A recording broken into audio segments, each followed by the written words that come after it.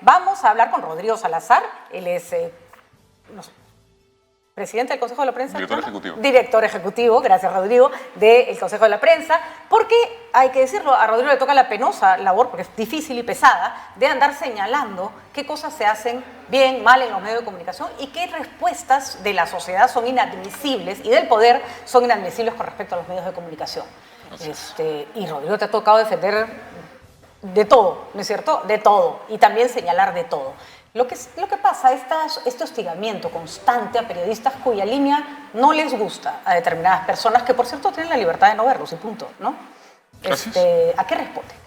Responde a una, como yo lo veo, a una especie de fascistización del discurso nacional, ¿no? Es decir, tú decías hace un ratito que están entrando nuevas voces, que están callando a otras.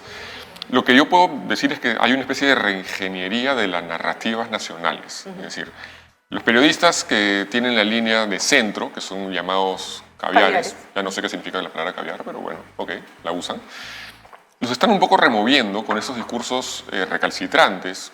La Resistencia es un ejemplo de eso, y otros periodistas que están en otros canales, más o menos sabemos qué onda tienen, qué línea tienen, que intentan acallar las voces moderadas. El Perú vive un resurgimiento violento, y me refiero a violento no solamente por el tipo de protestas que puede haber habido, sino también por el tipo de discursos que hay. La gente no se entiende, no se quiere entender. Y surgen este tipo de discusiones y de discursos. Y la Resistencia no es nada nuevo, lo que pasa es que se están volviendo un poco más organizados. Y eso es preocupante. Durante muchísimo tiempo le hemos dicho nosotros a la policía, señores, esto está creciendo. Y ahí están, identificados, pero ahí siguen. Es verdad que en otros momentos ha habido apanado, por decirlo de alguna manera, tiene un nombre, además esta actitud que hace la Resistencia, ahorita lo busco, ya tiene un término, porque además, por supuesto, no son nada originales, se está haciendo en buena parte del mundo. Pero acá lo habíamos visto tirar basura a la casa de Marta Chávez. No estoy diciendo que estaba bien o mal, estoy contando qué pasaba. A mí particularmente ese tipo de manifestaciones no me gustan. Me parece que hay maneras mucho más interesantes de oponerse a alguien que no piensa como uno, en el plano de las ideas, por ejemplo. Hemos visto también que Beto Ortiz, con el caso de Inti Bryan, fue materia de un hostigamiento en su casa, pero no ha habido esta sistematicidad, ¿no es cierto? Y en todo caso, si la hubo contra Marta Chávez, que repito, no es lo que me parece que se debió haber hecho, ella era un representante político, era una autoridad contra la cual el ciudadano tiene más libertad o tiene mucha más capacidad para enfrentarse, pero ir contra un periodista es atentar contra, básicamente, la libertad de expresión. Sí, ¿no? Sin duda. Pero lo hemos visto también, por ejemplo, con Marta Hildebrandt en su momento, ¿no? Que le tiraron huevos a su casa, le rompieron las ventanas, ¿no? Pésimo, ¿no? Cualquier tipo de ataque o atentado sin duda es lamentable. Y, digamos, si tú quieres protestar contra un político, bueno, pues te vas al Congreso. Así es. Si te dejan pasar por el centro de Lima, todo esto, ¿no? Que no se puede. Pero que también es un ejemplo, por supuesto, de la fascistización del discurso, ¿no? El centro de Lima no se toca, ¿no? A pesar de que ya sabemos que puede ser una medida inconstitucional.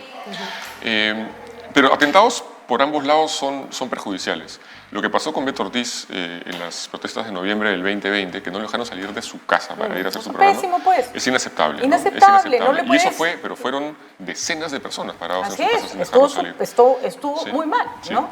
Entonces creo que esos dos extremos, del extremo de la izquierda y del extremo de la derecha, son muy parecidos en su manera de operar, ¿cierto?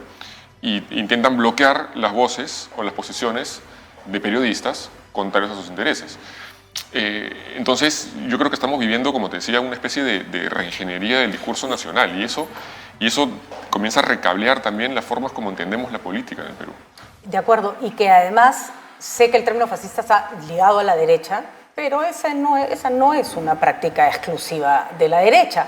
Y ocurre también en el mundo, ¿no es cierto?, que por ejemplo la gente que está al centro recibe ataques.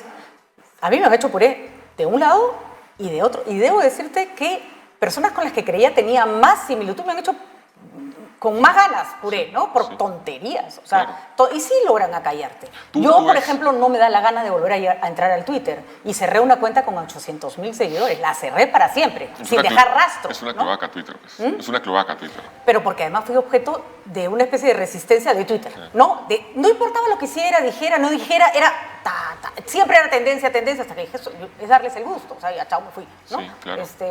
Y se te quitan las ganas.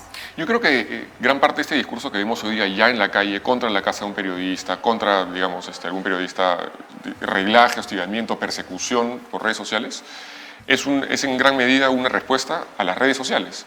Es decir, las redes sociales te crean compartimientos estancos mentales, no sabes salir de eso, los algoritmos te retroalimentan solamente lo que tú quieres pensar y lo que tú quieres decir o lo que quieres escuchar. Entonces estamos incapacitados ahora como sociedad de poder conversar unos con otros. Pero yo quisiera ir un poco más allá de los casos de Gustavo Gorriti y de Rosa María Palacios, que digamos son representativos porque son periodistas de larguísima data. Pero pensemos el caso, por ejemplo, de Patricia Condori, esta periodista puneña, que se la llevaron el día de la toma de San Marcos, el día de la invasión de San Marcos por parte de la policía, se la llevaron a la DIRCOTE. Una periodista llevada a la DIRCOTE. Ella estuvo identificada, estuvo con su carnet de prensa y se la llevaron a la DIRCOTE. Paola Ugaz golpeada. ¿No? Paola Ugaz golpeada. Golpeada, identificada y golpeada. Periodistas que se han salvado de milagro de perder la visión porque tenían una cámara y les cayó un balín en el lente. Felizmente estaba la cámara en ese momento. ¿No? Lo curioso es que normalmente en estos enfrentamientos al poder, el ciudadano era un aliado del periodista, ¿no? Siempre se consideró, él me va a contar lo que va a pasar, a él no me va a mentir, él. Tampoco pasa, tampoco pasa. Y lo que es más grave aún es que los periodistas no son solidarios con su gremio. A mí a veces me han dicho, ¿por qué no te pronuncias sobre tal o cual? Miren, ya, o sea, yo soy respetuosa, son sano, ¿no? Entonces hay ciertas cosas no salgo a defender porque son personas que conmigo no han sido ni remotamente amables y se han trepado a todos los bombardeos. Sin embargo, jamás se me ocurriría, y que a mí que me revisen, un tuit, un comentario en contra, o sea, sumándome a un apanado, a un periodista. No se me ocurre. Eso es algo que no se hace. Simplemente, el público tiene derecho a opinar. Yo respeto, que él haga su trabajo y que sea el público el que decida. No me toca a mí, ¿no? Ahora, y si la ciudadanía tiene quejas, porque las puede tener de manera legítima sobre la cobertura periodística de un tema determinado, como hemos dicho ya antes en este espacio, tenemos un tribunal de ética, que uno puede presentar casos de manera gratuita, tribunaldeética.org, presentar un caso y decir, el trabajo de este medio de comunicación me parece que ha sido incorrecto por A, B, C motivo. Y el tribunal se dedicará a revisar ese caso y si es así, obligará pues al medio a que publique una resolución y si no, el caso se desestima. Pero hay mecanismos para poder quejarse, ¿no? Lo que pasa es que la gente lo que quiere es el grito, ¿no? el huevo, el insulto, ¿no? Lamentablemente hemos llegado a esa posición. El problema, yo ya te digo, a mí la resistencia me parecen casi unos guachafos que están haciendo un laberinto que no deberían merecer la atención de nadie. De hecho, yo ni pelota les doy porque me parecen que es justamente lo que quieren y no hay que hacer, pero también hay que denunciar lo que está mal. Y sobre todo, Rodrigo, porque me preocupa que esto puede ser el germen de algo terrible. Es decir, se puede dejar pasar tan alegremente, y no me refiero a que ponerle cámaras, que la justicia le tiene que poner un pare, porque si esto se convierte en una forma de oponerte al que no piensa como tú, nos fregamos. Pero no lo hace, la policía sabe quiénes son estas personas, están algunos de ellos investigados incluso, y siguen haciendo lo que quieren. Entonces, parece que hay una especie, bueno, hay impunidad, no parece, hay impunidad, pero una especie de protección en algunos casos de esos personajes, de repente por afinidades políticas. No, porque son útiles a sus fines en estos momentos o porque defienden cosas que a ellos les convienen. Realmente terrible. Y hay, por ejemplo, algunas campañas en Twitter que a mí me dan risa. Una vez fueron los llamados congresistas conservadores, de derecha, los más jovencitos, ¿no? A la católica y como era natural, la gente de la católica no está de acuerdo con ellos, se pararon 4 chicas y dejaron su pañuelo verde, que es un símbolo de la lucha feminista, en la mesa y se fueron. Y yo veía en el Twitter, ya ven, ellos, ya, pero dejaron un pañuelo verde, punto. No los botaron, no los escupieron, no les tiraron huevos, no los impidieron caminar por la calle. Ese tipo de gestos son propios de una protesta civilizada. Incluso tú puedes hacer un gesto, no puedes acusar. Pero a la es gente. bien fácil ser valiente por redes sociales, ¿no? Ya, así cualquiera. Pues, así cualquiera, claro, así que fácil. Así cualquiera. Sí. Animarte a hacer un acto público y además consecuente y además no violento es el cuádruple difícil, ¿no? Sí, claro. Es el tienes que poner tu cara, ¿no? Así es, tienes que poner tu cara. No, Rodrigo, vendrán tiempos mejores. Esperemos que la prensa entienda, que los periodistas entiendan que esa piedra que otra vez, esa piedra que celebras porque le cayó a tu colega, te va a caer a ti después. Te va a caer en la cara, ¿no? Sí. Te va a caer en la cara. Muy bien, muchísimas gracias. Encantado. Y a seguir denunciando lo que no nos parece de la prensa. Existen tribunales de ética, incluso las redes sociales están muy bien para que ustedes expresen su opinión.